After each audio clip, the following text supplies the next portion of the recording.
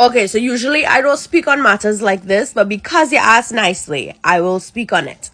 When discussing matters like these, I not gonna bump my trap, right? We're gonna go straight into the facts.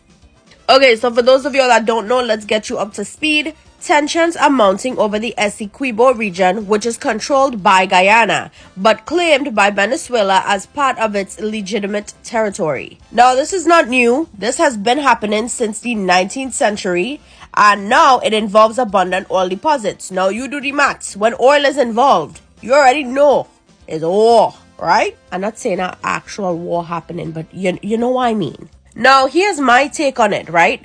Venezuela has more oil reserves than any other country in the world.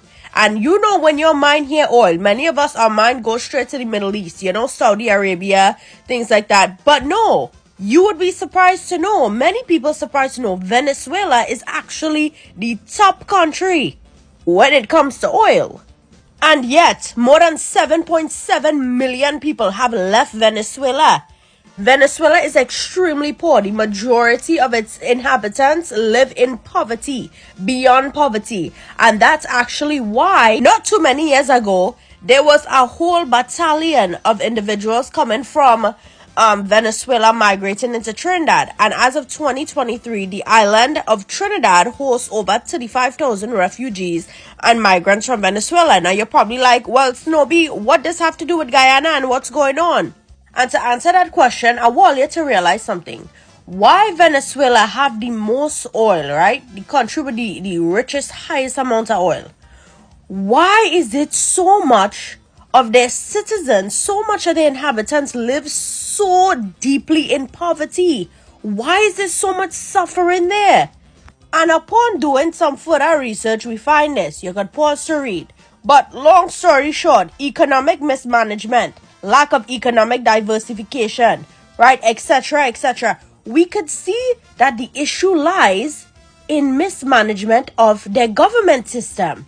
I think regardless of who gets access to this oil deposits in Essequibo, there's a 99% chance that the result will be the same simply because of poor management and poor decisions made by their government system.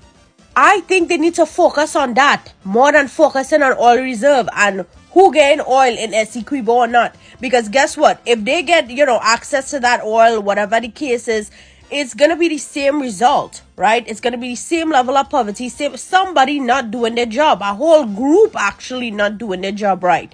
Because if we look at Guyana rich, their economy is thriving right now. And if you don't believe me, pause to read, big up Guyana. You hear that? Guyana is the second wealthiest country in South America. And you want to know why? It's because the government system is doing a great job. The government officials are actually doing things to better the country and the citizens of their country. Because years ago, Guyana's economy was not thriving and they were actually highly poor.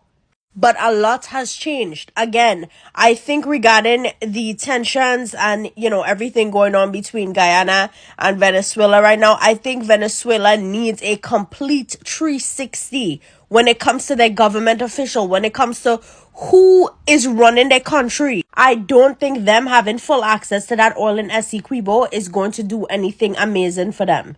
Because it seems as though their citizens are not benefiting from it. So what is the point? And last but not least, you know what matters more than oil? Human life and human beings. I feel like every country needs to take a step back and reevaluate. Look at what's going on in the world and just spread love, right? All war, no war is good. All war is bad, right? All human lives matter. We are all brothers and sisters. I mean, come on now. Hope that was helpful. Love you guys. Mwah.